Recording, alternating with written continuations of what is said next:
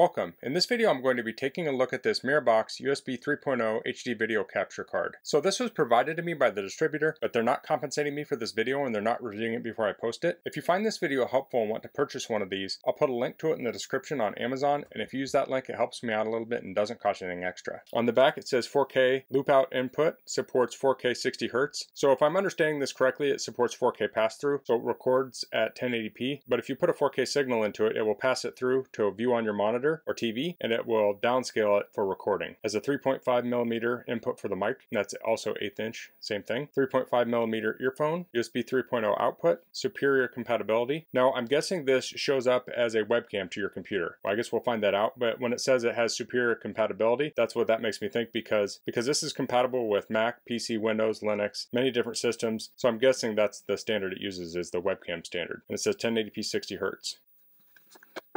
So here's the box. It appears to be all metal.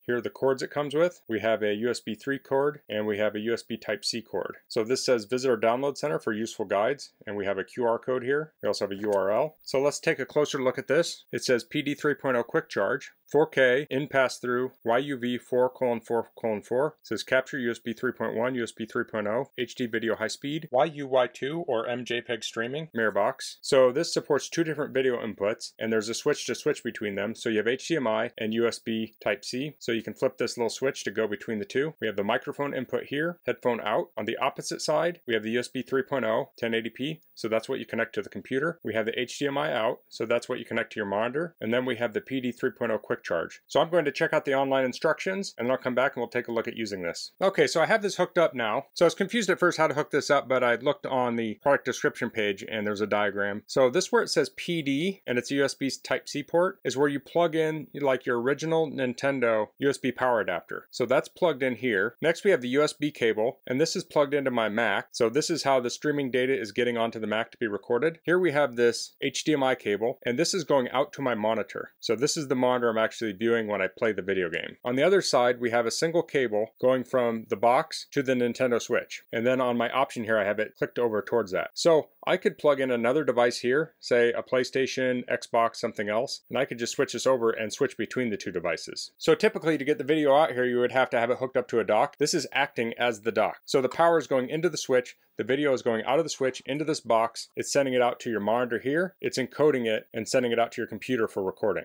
And it has some cool lights on here too. So let's look up a little bit. So on the right here, I have QuickTime pulled up, and this is a 2015 MacBook Pro, so this is an older Mac, but I have QuickTime pulled up. I went to the file menu, I said record new movie, and then I chose this as my camera. So typically it would have your like FaceTime camera here, or if you had some other webcam. I switched it to be Mirabox video capture. And you want to do that for the video and audio if you're using QuickTime. And other systems may have that too. And then over here I have my monitor that I'm playing on. So you would get some latency if you're playing here, but not here. It's no latency on the monitor, and there is some latency here because it is encoding it. But that's what you're recording or streaming or whatever. So I don't know how well this will work, but I will start this level. You can kind of see the latency here a little bit. So I'll jump. It's not a tremendous amount of latency, and it probably depends on what kind of game you're playing if it's going to bother you. So let me try and play on my computer monitor. It's a little different, but not impossible.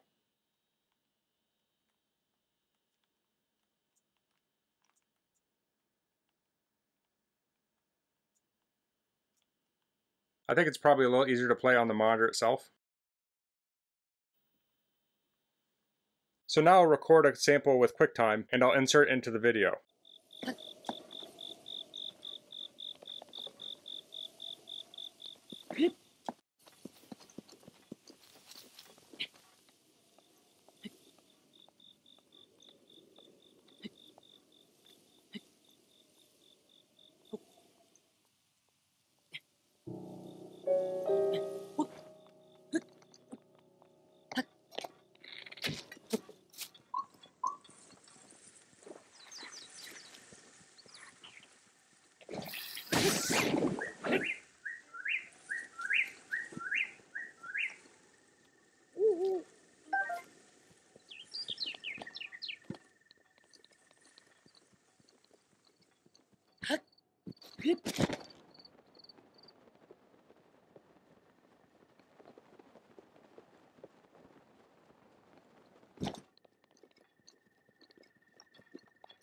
Okay, so I posted 2 video clips there. Now you may notice I was playing Mario, but the clips were from Breath of the Wild. I felt like Mario was kind of an easy capture. I wanted to do something with more texture in it to give a better example of the capabilities of this. So I shot some clips of Breath of the Wild. So I captured both of these in QuickTime. The first one was using the high quality setting, and that output H.264. The next one was in the max quality setting, and that did the YUY2 encoding. So the first one was at 720p, the second one was at 1080p, and they were both 60 FPS. So the second file was a lot larger than the first file. So next let's talk about the audio capture. We have microphone input here. So I do have a gaming headset and it has a connector like this. You can see there's 4 prongs on it, and this would be like a pair of headphones with a microphone. And when I plugged that into the microphone, that did not work. You could actually kind of hear the microphone a little bit, but it didn't work well at all. So you do need a dedicated microphone. Now this is from a gaming headset, and it came with one of these splitter adapters here, which gives you the microphone and headphone separate. So you can plug the microphone in here, and then if you want, you can plug headphone in. So when I did this, it did work, and I'll insert a sample of that now. Okay, so this is a sample of the microphone. Here we go. So it just mixes it in with the game audio, so one can overpower the other pretty easily. So here you can hear the game audio, and I talk over it, but there's no real way to adjust it. So there's not a lot of control over this microphone, and it didn't seem to put it into a separate track. So if you have a microphone input on your computer, it's probably better to use that. If this is all you have, then it's better than nothing. And the headphone jack did work well, although there's not a lot of control on that either, but my gaming headset does have a volume control there. So on Windows, you can use the camera app. So if you go to the gear in the upper left, go down to videos and then video quality, and I have this set to 1080p 60 FPS. So I did a test with this, I made a sample video, and it recorded as H.264 at 1080p 60 FPS. So the computer I have this currently hooked up to is a 2014 Intel NUC with a Core i5. So on the right is the Windows PC, on the left is the pass-through for the HDMI. So here you see similar latency to what we saw on the Mac.